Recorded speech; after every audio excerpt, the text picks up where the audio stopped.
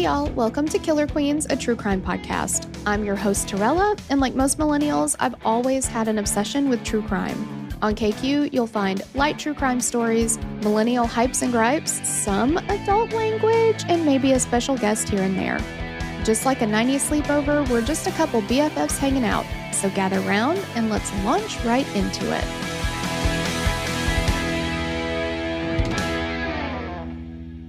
This episode contains discussion of graphic murders. Listener discretion is advised. In September of 2004, Mary Lou Jones called one of her daughter's friends in Florida, concerned that she'd gone several days without hearing from her daughter, Michelle. The friend, who also hadn't heard from Michelle in days, went over to Michelle's house and discovered a horrific scene. Michelle and her Aunt Terry had been savagely murdered by Terry's husband, Charlie Brandt. Charlie then took his own life. An investigation into the life of Charlie Brandt shocked detectives as they found that this was not the first murder Charlie had committed, and that he could have been responsible for over 20 vicious, graphic murders across the state of Florida. You guys, this case is insane. It's absolutely insane. First, let me say thanks to Cheryl Lee for requesting this, and thanks to Madison for writing it up. Thank you. Love you guys. Okay, here's my question. Do you have, every family has, a family, maybe not even necessarily secret, but just, family stuff that's, private. But some families have big secrets. One that I'm thinking of is Armie Hammer's family. And, didn't his grandfather have some kind of weird sex dungeon or something like that? There was something. They've got some weird stuff in their family, right? And of course, none of it came out till Armie Hammer was like, I'm going to eat you and, stuff like that. But apparently he's on an apology tour and it's kind of working. Anyway, in the public, not for me. But anyway, so most families don't have a family secret that is as dark as Armie Hammer's family. Except the Brandt family. When I tell you the way my jaw was on the floor about this case, you're not going to believe it. You're not going to think it's real. You're going to think, that's it. Everything's out the window. Everything's out. And it has to be. There's no other solution than everything is out the window at this point. Because whatever your, family thing is, I've never told anyone this, but in 2014, in a depressive episode, I spent $83 at 7-Eleven or whatever that Instagram reel sound is, or TikTok sound or whatever. But you ain't got nothing on the Brandt family, okay? Let's talk about Charlie. Charlie, his name was Carl Eric. He went by Charlie Brandt. Was born on February 23rd, 1957, to Herbert and Ilse Brandt. He was the second of 4 children to the Brandts, who were German immigrants. The couple had initially moved to Texas, then they moved to Connecticut. They moved around a lot because of Herbert's job. He worked at the International Harvester Company. He worked his way up from the job as an entry-level laborer, and he eventually became a project engineer, and they moved a lot. And so as Charlie got older, it became obvious that he was having a hard time. He was having a hard time adjusting to moving around. He was having a hard time making family. He had a family. Making friends. His siblings seemed to do okay with it. And he had one older sister and then 2 much younger siblings. So the younger ones, they really don't know what's going on at that point. And they weren't even born for part of this. But his older sister didn't really have a problem. She was able to make relationships and things like that. He just had a much harder time with it. When he was 11 years old, the Brandt family settled into a moderately sized house in Fort Wayne, Indiana. And Charlie shared a special bond with his mother. Family friends said that he was most definitely a mama's boy. He was introverted. He didn't make friends easily, which often led him to being a target of bullying at school. Reportedly, Charlie's father did not approve of this, and he wanted to do something. He had to do something to make sure that his son wasn't seen as a quote-unquote sissy boy. And I don't know. I'm going to reserve how I feel about his father till the end, I guess. But what I'm thinking right now is you did everything you could to make sure that your son could not show emotion, process emotion, that he kept it all in, that he was tough, that he had this hard exterior, that he was manly, right? And the clip that's coming up for me in my mind is Will Ferrell in The Other Guys when he's like, did that play out the way you thought it would? I bet it didn't. I bet it didn't. Like, and I'm misquoting that, I know, but I love that movie. This is not going to go the way his dad thought it would go. Anyway, the family would vacation in Florida, oftentimes staying at Coral Sands in Ormond by the Sea. When Charlie was around the age of 13, his father decided to take him hunting on one of their vacations. Okay. Okay. I forgot a trigger warning. Animal death. I'll say that. Okay. And it's happening now. So I just want you to be aware of that. So his dad is taking him hunting. Now, here's the thing. The family had a dog.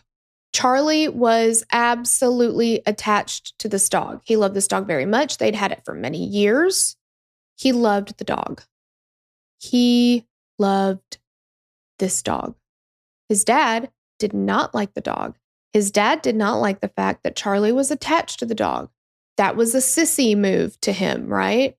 You can't be too attached to something else. You must not need anything else. That's what sissies do. Okay. So his dad takes him out hunting, and they're out hunting, and the dog goes and hides in some bushes. Something has spooked the dog. Goes and hides in the bushes. And his dad, Herbert, is like, well, I know how to get him out of the bushes. Like, I think they were calling the dog wasn't coming out, whatever. So Herbert says, I'll get the dog out of the bushes. And he starts firing his gun into the bushes. What do you think is going to happen, Herbert? He says, oh my God, I've accidentally shot the dog. The dog died. Charlie said, Dad shot the dog on purpose, which, can you come to any other conclusion? If there is an animal in bushes and then you shoot up the bushes, what's going to happen to that animal? Shooting into the bushes is not going to get the dog to come out. It's going to get the dog to stay in the bushes because now it is dead. And he's like, well, I didn't mean to. And Charlie's like, pretty sure you meant to. So obviously two differing perspectives on that.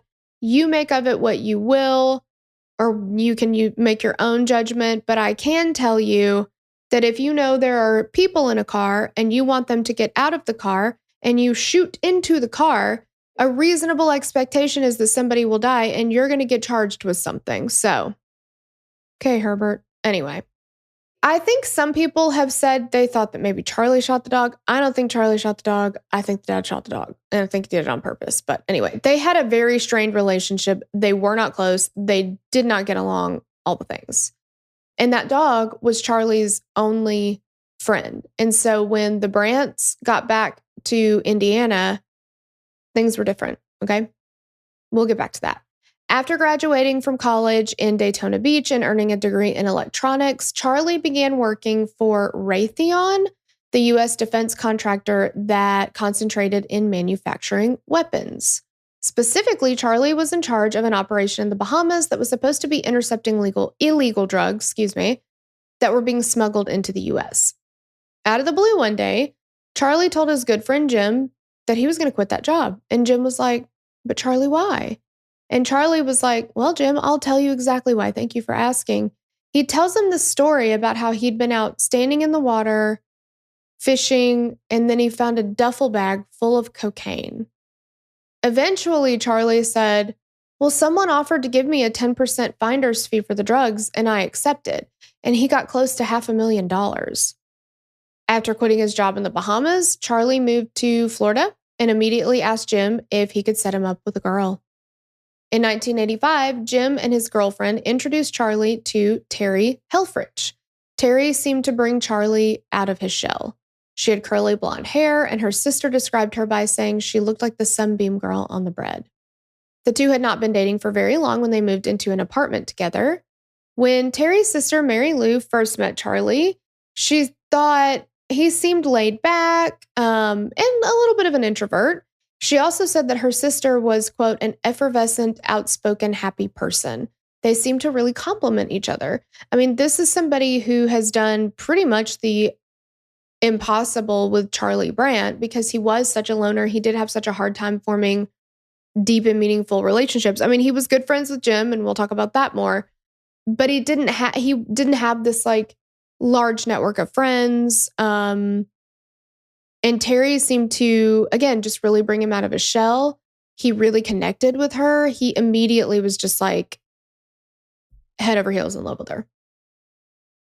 In 1986, Charlie and Terry got married at the Memorial Gardens in Ormond Beach with just 2 friends as their maid of honor and best man, the same 2 friends who introduced them to one another. After their wedding, the couple moved to Big Pine Key, a small town in the Florida Keys. Terry found a job working at a resort in the HR department, and Charlie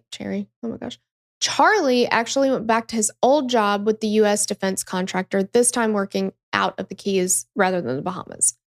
And Charlie and Terry seemed like the perfect couple. They were romantic. They were very attached to one another. They even made each other's lunches, explaining that it just made it taste better when someone you loved made your lunch. That's so sweet. Or was it? Pulled a Keith Morrison there. In early September of 2004, Hurricane Ivan was gaining strength in the Caribbean, and it was headed straight to the Florida Keys. So, Terry's niece, 37-year-old Michelle Jones, said, hey, the hurricane looks like it's going to get really bad. You guys are right in the path of it. She lived in Orlando. So she said, look, why don't you guys evacuate there? Come stay with me. You'll be safe. Obviously, you can go back whenever, but stay with me for as long as you need.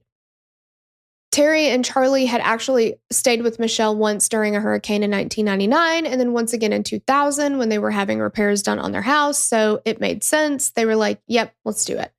So Charlie and Terry packed up their Subaru Outback and they headed across the bridge that connected the Keys to the mainland, arriving at Michelle's on Saturday, September 11th. Charlie and Terry did have plans to go visit his father and younger sister, Jessica, as they were only 60 miles away in Ormond Beach. On Sunday, September 12th, Charlie and Terry arrived at Charlie's father's house at 2 p.m. Later that evening, the group went over to Jessica's for dinner, his sister's house. Charlie insisted that it was safe for him and Terry to return to their home the next day, but they needed to go ahead and start packing. And so he told his father and sister that he hadn't even wanted to evacuate. It had been Michelle and Terry's idea. He made the decision that they would leave Michelle's house the next day, and they would go back home. So they say goodbye to Herbert and Jessica. They drive back to Michelle's house later that evening. On Wednesday, September 15th, Michelle's mother, Mary Lou, was concerned. She'd been calling Michelle's phone over and over, but it was just going to voicemail. This is very, very out of character for Michelle. She and her mom talk every day. It is super strange that she's not hearing back from her at all. So Mary Lou calls one of Michelle's best friends, Debbie, to see if she would go check on her. And Debbie was also worried. She told Mary Lou that Michelle wasn't returning any of her phone calls or emails either. And they were supposed to be taking a short getaway to Las Vegas later that week. So it was even more strange that she'd just ignore Debbie and not get back to her. Debbie did have a key to Michelle's house and immediately drove over. And on her way there, Debbie called their other good friend, Lisa. And Lisa had planned on joining Michelle and her guests for dinner earlier that week, but had called to tell Michelle that she was running late. And when Michelle answered, she said, for her not to even worry about coming over, she said, oh, don't bother. Terry and Charlie have been drinking and arguing, and it isn't very pleasant around here. I'm going to go to my room. So save yourself, girl. This is awkward. Don't even bother, basically. Lisa's story was yet another red flag that something wasn't right. Debbie grew more and more concerned as she neared Michelle's house, and she pulled into the driveway where Terry and Charlie's car was still parked. The garage door was closed, and she assumed Michelle's car was inside the garage. Debbie tried her key in the front door, but it would not unlock. Scared and desperate, she began banging on the door, and she was screaming Michelle's name. She made her way around the house, banging on the windows, looking for anyone inside. She was terrified, and she knew something awful had to have happened, but she couldn't see anything. She just knew from all the circumstances and the context clues, like something is really wrong here. Debbie spotted a neighbor and asked him for help, and she told him what was going on and that her key wasn't working. She asked him to help her break one of the windows so she could get in. The neighbor tried to use Debbie's key as well, but was not able to do it. She begged him to break the window, and he was like, dude, I can't. I'm not going to break the window. I can't do that. He walked over to the garage door and looked through the window, and Debbie could tell that he saw something horrible inside. The neighbor quickly took out his cell phone and dialed 911, and he told him that he thought he saw a man hanging in the garage. Before Debbie could really understand what was going on, police, paramedics, and firefighters flooded the scene. Lisa arrived, and she and Debbie watched from across the street, and they recalled several of the first responders walking outside and vomiting. Okay, and just so you guys know, what is coming next, it's just a paragraph. It is absolutely disturbing, and if dismemberment details are difficult for you, skip ahead. Inside the home, first responders found an absolutely horrific scene. 46-year-old Terry was lying across the couch in the living room, and she'd been stabbed 7 times. Michelle was laying on her bed in her room, her wounds significantly more brutal. She had been stabbed once in the chest, and her head had been cut off and placed beside her. Her breasts were also cut off and laid beside her. Her heart had been removed from her chest. Her intestines had also been cut out and thrown in a trash can in the room. Michelle's underwear and bras were scattered across the bedroom floor, shredded into pieces. And 47-year-old Charlie was dead in the garage, hanging from the rafters by a bedsheet with a ladder nearby.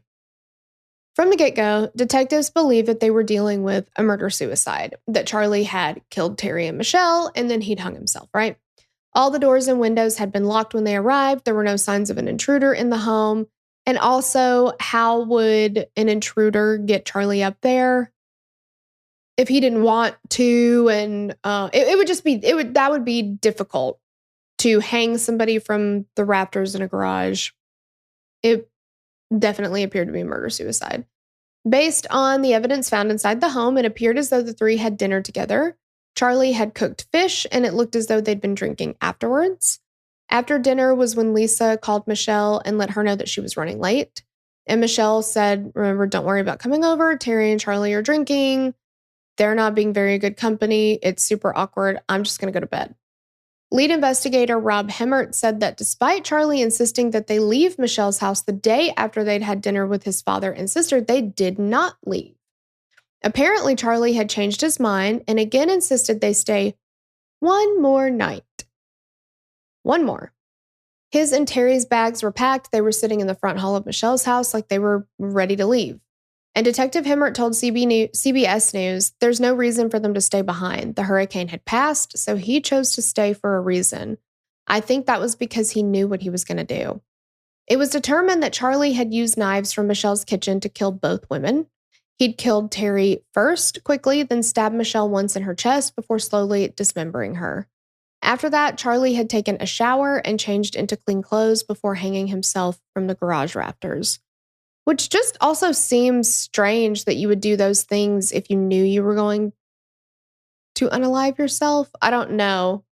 Maybe it was a last-minute decision. When Charlie's home was searched after his death, there were several disturbing things found. Okay. This is super weird, okay, you guys? This is super weird. I think you probably already know what you're going to find out, but it's weird. Charlie had this obsession with anatomy, specifically female anatomy, and not like boobs and butt, okay? Like he had medical anatomy posters hanging in his house, one on the back of the door of he and Terry's bedroom. Which means if their bedroom door was closed and she was laying in bed, she's looking at that motherfucker too. And it was also a super weird poster. I took anatomy and physiology in college, the couple of semesters I was there. And because I was going for nursing initially. And I've never seen a poster like this. So the anatomy things that you see, the skeletons, the posters, the images and textbooks, they're all just like a skeleton. And then they've got varying systems visible depending on what the chapter is on or what you're studying or whatever, right? It might be bones. It might be one half bones, one half muscular system as well, right? This one was a female, and it was a front and back view, anterior and posterior, if you nasty. And but the weird thing was that the female had hair. It was like honestly a cute hairstyle on her head. Why? I've never seen such. And I still have some of my anatomy and physiology books. Never have I seen one with hair on it like that. Not male, not female. It was so strange. And it was like, I feel like this like kind of bun or like ponytail situation. I forget exactly what it was now. But that was on the back of his bedroom door, you guys. He's not a doctor. He's not a medical student. He's not a chiropractor. He's not a forensic anthropologist. He's not anything that would have, can you be interested in anatomy and physiology? Sure, I am. But I did study it. And also like true crime, and forensic anthropology. Like I'm very interested in all those things, but I certainly don't have that as my bedroom decor. In a dorm, maybe, if that's what you're studying and stuff like that. But like in the room that I share with my husband, no. Only photos and posters of Taylor Allison Swift are allowed in that room. Just kidding. I have none of that. He would die. But isn't that weird? That's kind of weird, right? So anyway, that's not all. Ooh, God, I wish that were all. I wish that was the worst of things, and it's not even close. It's just weird. All right. So there's that. But then they looked at his computer searches, and it became very clear that he had a sexual obsession with body parts and organs. He had a lot of searches on his computer about necrophilia, necrophiliac activities, erotic horror, death fetish, erotica, drop dead gorgeous. These are actual computer searches. Drop dead gorgeous. Many of the sites showed women in bloody scenes who were intended to look dead. If this man did not come across snuff films, I would be shocked. I would be shocked. And also, this is one of those things that it's never enough to view it online, right? It's never enough to view it online. These are things that, especially if it is sexual sadism, which it does seem like he had a thing for, well, and necrophilia, but all of it, right? If you are associating death with sexual pleasure, if you're associating violence with sexual pleasure, if you're he was looking up autopsy photos of women all the time, probably jacking it in San Diego to that stuff. Like, it's never going to be enough to stop it online, right? Ugh. As soon as the news broke and details about the horrific double murder broke as well, friends of the deceased were in absolute shock.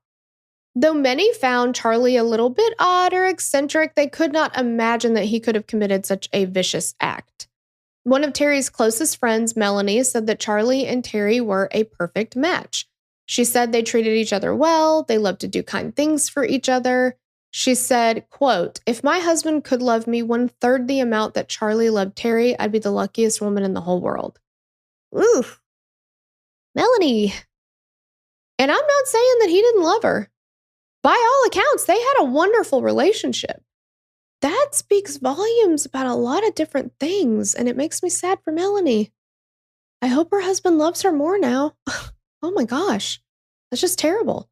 Anyway, Melanie never saw anything that indicated that Charlie could be violent. He didn't get angry at Terry. He didn't seem to have a temper. Terry didn't tell her anything like, wow, he got furious. He yelled at me. None of that stuff. And not to say that if those things were happening, that she definitely would have shared them, because we do know that victims of intimate partner violence oftentimes don't tell anybody. So I'm not saying that, but in my experience in the abusive relationship that I was in, it started out behind closed doors. It started out just me and him. It started out there were never any other witnesses. And I only dated this guy, I don't know, several months. I was 16, 17. I don't think we dated a whole year. I honestly can't remember exactly. I think it was under a year. But within 4 months, maybe, he was to the point where he was getting so angry with me for the tiniest things, right? I looked at him the wrong way. I spoke to him before he spoke to me. I had the audacity to hold his hand before he held my hand, like shit like that. I'm still fucked up from that kind of shit. I have a hard time initiating touch with my husband. My kids, I don't have a problem with. My husband has never laid a finger on me. He never would. I'm not, none of that stuff. But at that impressionable age, I learned you do not touch him unless he touches you first. And that shit stuck with me. Anyway, but it got to the point where he would do that at school. We were in high school. He would do that at school in front of other people, in front of teachers, in front of our friends. He couldn't hold it back anymore. So, and again, I'm not saying that everybody is like that. There are plenty of abusers who can hold it back and control it, I think. It's just that people that were very close to her, they saw no signs of it. They never heard any comments, like none of that, So it was just all the more that they're like, what in the world? This guy is not a violent guy. Like, and this is the most violent thing you could do, right? So nobody close to the couple could even fathom that Charlie had done what he had done. Nobody except a select few from his family and very close family friends, one of them being Angela, his older sister. So she goes to the police department and she sits down to tell Detective Hemmert something very important that she knew about her brother. Here's the family secret. And again, I can't even think of a word. I can't think of a word of what you're going to feel. Whatever the opposite of scrumtrelescent is what you will be feeling, okay? Because you're going to be like, what? Like, seriously. In 1971, the Brandts had settled into their home in Fort Wayne. Herbert, Ilsa, and their 4 children, Angela, Charlie, Melanie, and Jessica, seemed to be a relatively normal family. And Angela explained to Detective Hemmert that one night that winter, tragedy struck their family. Angela was 15 years old at the time, Jessica was 3, and Melanie was 2. Charlie was 13. The family had just gotten a color TV. They're all sitting in the living room watching a show. After the show was over, Angela goes into her bedroom to read, like she always did before bed. In the book, Invisible Killer, The Monster Behind the Mask by Diana Montaigne and Sean Robbins, Angela described what happened next. I was in my bedroom reading and I heard really loud noises, which I perceived to be firecrackers. So I started pulling my covers down to figure out what it was. And then I heard Charlie, no, or Charlie, don't. And I heard my mom scream and then say, Angela, call the police. And this had to be less than a minute later. And Charlie comes into my room brandishing a gun, a handgun. I didn't realize what it really was until he aimed it at me and he pulled the trigger. Thankfully, by this point, the gun had no more bullets, so it just clicked. 13-year-old Charlie threw the gun down and Angela kicked it under the bed. And then they were physically fighting with each other. And Angela still does not understand what's happening. I cannot imagine the fear that she has because she hears something that obviously we now know are gunshots. But because that is so far out of place in her life and in her mind, she's like, who the fuck is shooting fireworks off in the house? Because your brain tries to close that loop. What could possibly be happening? Not my brother shooting people. So yeah, no, it's got to definitely be firecrackers, which is fucking weird, but okay, right? And then he comes in and he points a gun at her and she's like, what in the fuck is happening? She's like, your brain cannot get there. This is somebody who she never would have thought something like this would happen, right? Like any of us, if one of our family members came in our room with a gun pointed at us, you would just be like, this can't be happening. This has to be a joke. You're like trying to process it. Well, he lunges at her because now he doesn't have the gun anymore. And she says, I was laying here at the foot of my bed, and he was sitting on me and he was strangling me. I saw the weird look on his face, the madness, the glazed over look disappear. I could see his face and he looked more like himself. And he said, "What did I do?" And I said, "I don't know, but I think you shot Dad." And he said, "Oh, I did?" And I said, "I don't know, but get off me so we can figure it out." So, and when he was strangling her at first, she said that she was looking at him and like her brother was like not there. Like it was like there was nothing behind his eyes. The person that she knew wasn't there. It wasn't his face really. Like very, very scary stuff. So after Angela said that, Charlie gets off of her. And she was saying too, like, I read in an article that she was saying, "Charlie, it's me," and obviously like when something like that is happening, you're like, "Hey, it's me," like, do you, is he fucking sleepwalking? Like what's going on? Does he not know who I am? Is he, "It's me. I love you. It's Angela. It's your sister. I love you. I love you." And like, he kind of snaps out of it and he's like, "I don't know what I did."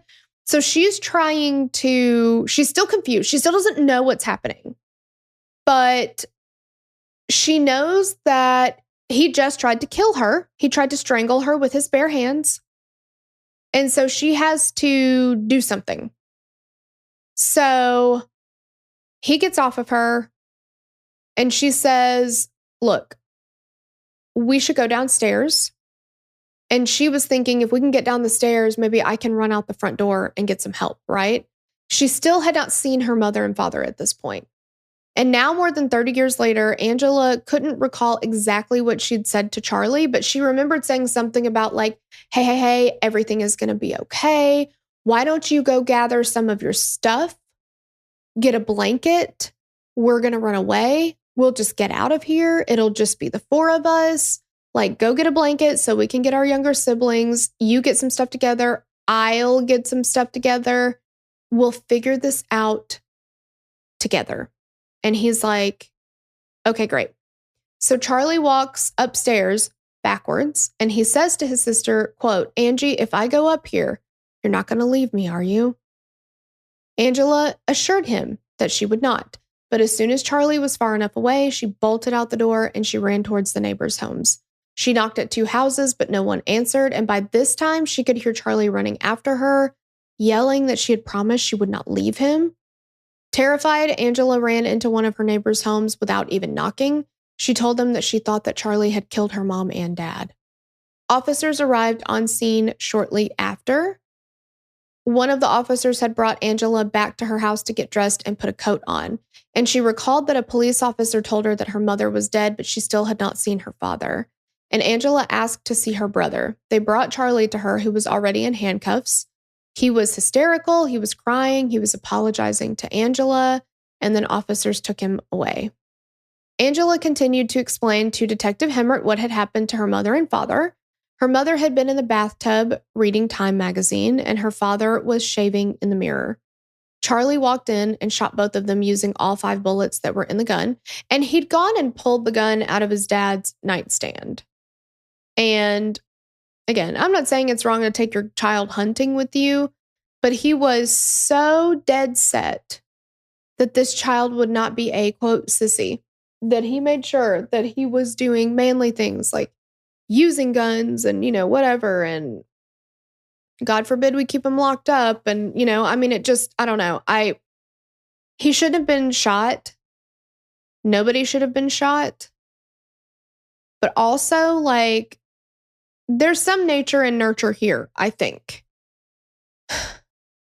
His mother was 8 months pregnant at the time, and she did not survive, and neither did the child.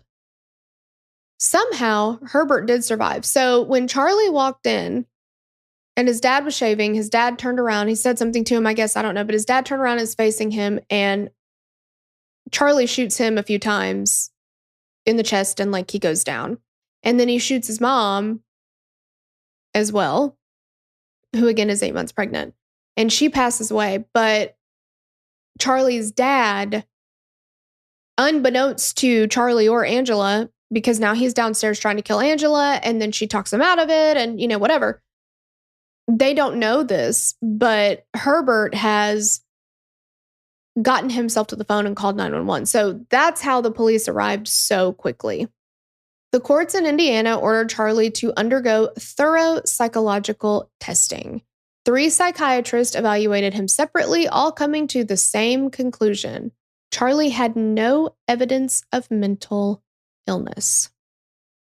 After evaluating Charlie, psychiatrist Ronald Panzer said, quote, "Basically, I was looking for mental illness, and he wasn't showing the signs and symptoms of serious mental illness. This kid did well in school.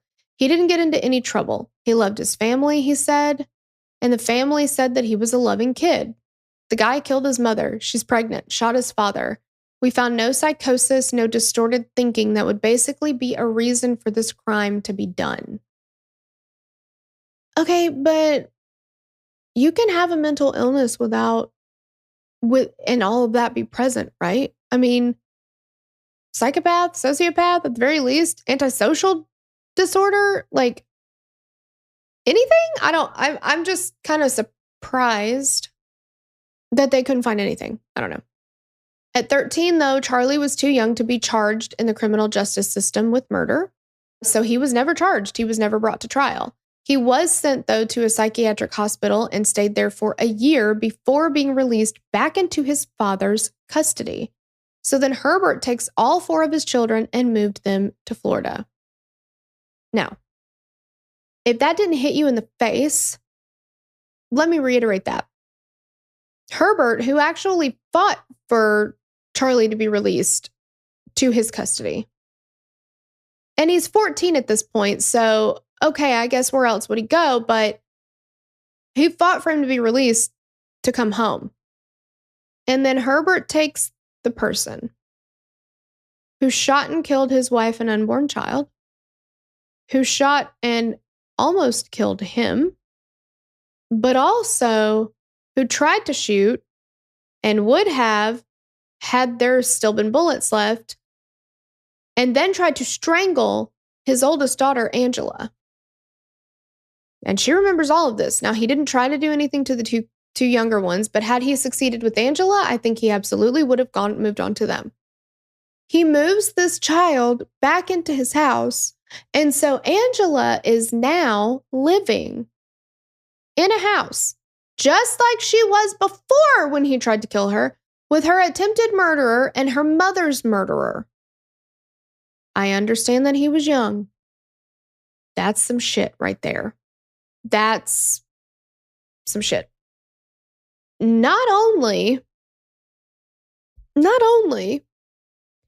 did he let Charlie move back in with them, they moved, states. Angela's got to deal with living with him again. They never spoke of it again.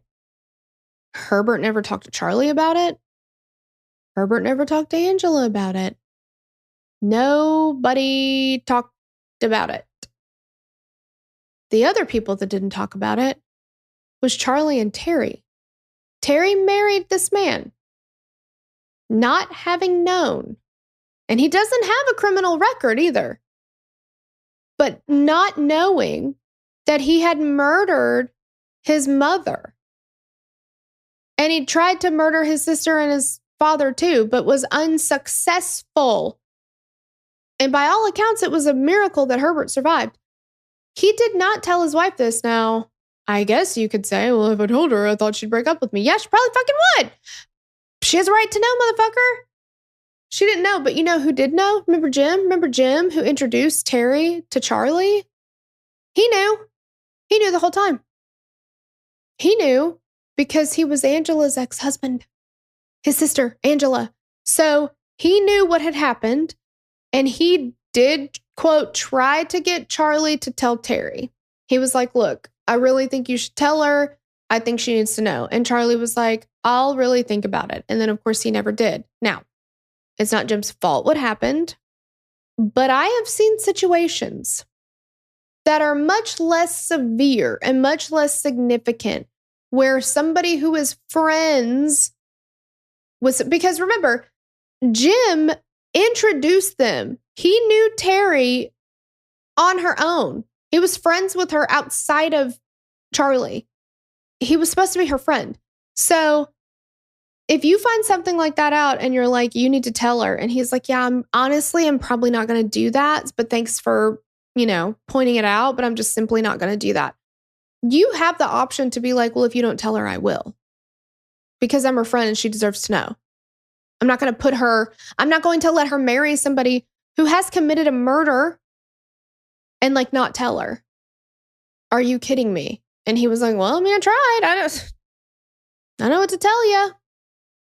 Yeah, Terry didn't know. Some people say that they think she probably knew. I don't think she knew. I didn't know her, but Terry's family is adamant that if she had known that, she would not have married him. After finding out what Charlie did as a teenager, it seemed unlikely to investigators that he'd simply stopped killing, only to suddenly then commit a horrifically brutal murder more than 2 decades later. And I don't think your first go, which this isn't his first go necessarily, but I guess your first go after shooting your parents or trying to shoot your family at 13 years old, your next one 20 years later or whatever, you're not dismembering, disemboweling, decapitating, right? That's a whole other ballgame. Anyway, they started checking unsolved murders in the areas where Charlie had either lived or traveled for work or visited, and found multiple crimes that matched his most recent MO. One of these was the 1989 murder of 29-year-old Sherri Perisho. Sherri was a former beauty queen and had relocated from New York to Big Pine Key. At the time, Charlie and Terry lived about a mile from where Sherri was murdered. She was found dead and disemboweled, floating in a swimming hole underneath the North Pine Channel Bridge. Her organs had been removed and her throat had been cut so severely and so many times that she was almost decapitated. Gosh, you guys, that's making my stomach turn. And I don't know, but this case is fucking rough. Jesus. When police arrived, they found Sherri's 10-foot boat capsized in the water, along with many of her other belongings in the water. Fingerprints and palm prints that did not belong to Sherri were found at the scene. They did try to find a match for those. There was no match. If Charlie's prints had been on record after he murdered his mother in the 70s, it's likely that these prints would have matched to his, and they could have closed Sherri's case much earlier. They also could have prevented a lot of murders. I understand that he was a child. I understand that those things are different if he's not charged as an adult, but those prints could have made a whole hell of a big difference. A witness who saw a man fleeing from where Sherri's body was found around the time of her murder later identified Charlie as the man that she saw. He very closely resembled the sketch of the suspect that was made at the time. Several years after Terry and Charlie were married, they took a trip to Key West to visit their friend Jim, who'd been playing in a band at a bar/restaurant. And during a break between sets, when Charlie was in the bathroom, Terry told Jim she really needed to tell him something, and she was thinking of calling the police on Charlie. Now remember, Terry and Jim are friends. So Charlie goes to the bathroom and she's like, listen, man, I have to tell you this. I can't believe I'm telling you this, but I think I need to call the police. And he's like, whoa, whoa, whoa, whoa, whoa. What's going on? She's like, listen, I came home early one night from work.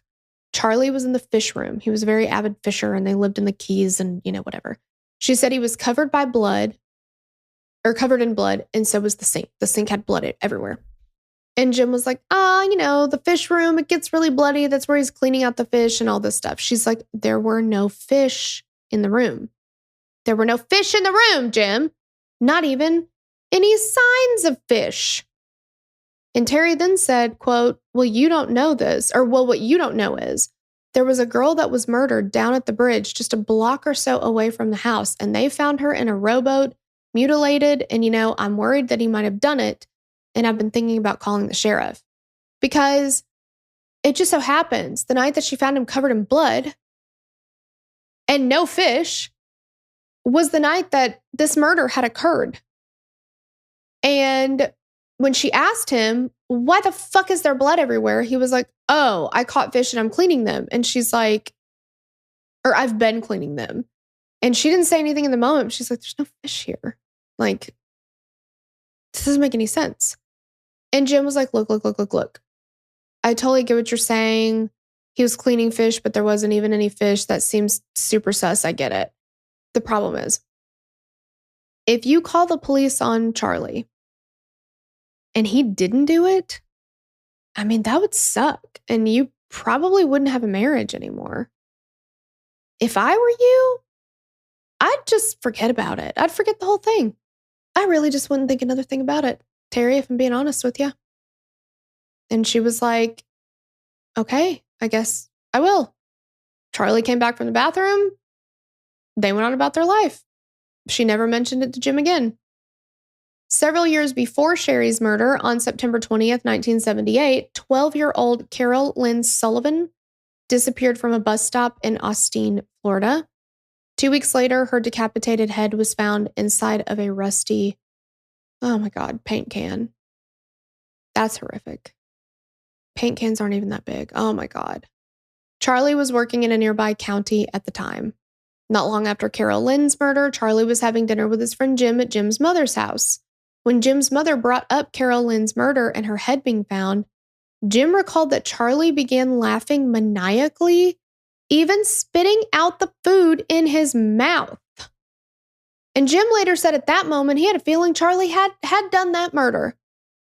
Okay, I'm sorry. I'm so sorry. I'm just angry with Jim a lot.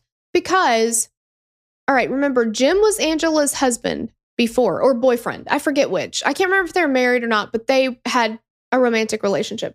And Angela had confided in him about what her brother had done. And I don't know if, I think that Charlie and Jim became friends because of him dating Angela or being married to Angela. I can't remember exactly, but they stayed really good friends after they broke up. Anyway, he knows that Charlie tried to kill Angela, killed his mother, tried to kill his father, right? He already knows this. Carol Lynn's murder is several years before Sherri's murder. And your friend finds out that a 12-year-old little girl's decapitated head was found. And your friend, who you know is already killed before, laughs so maniacally that he spits his fucking food out at the dinner table. And you say in that moment, I knew he had done it.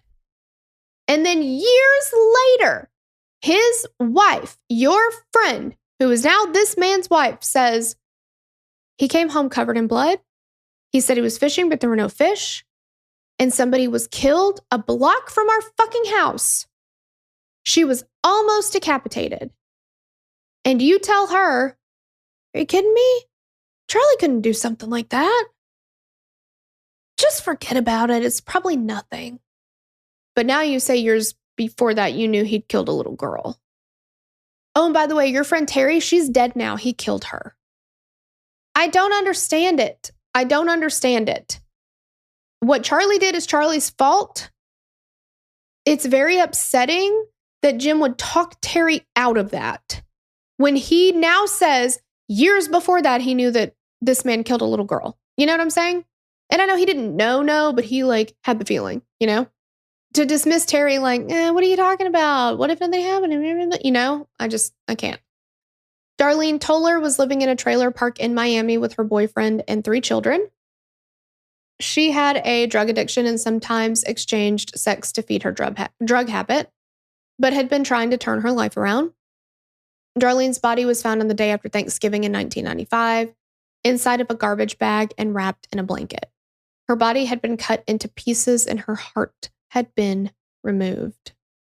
She'd also been decapitated and her head was never found. The investigator on Darlene's case, Detective Pat Diaz, responded when detectives released Charlie's MO after the murder of Terry and Michelle. And Diaz felt like Charlie, who was an expert fisherman, was a prime suspect. When he went to Charlie's house, he noticed that Charlie kept track of his driving mileage on notepads, very meticulously, I might add.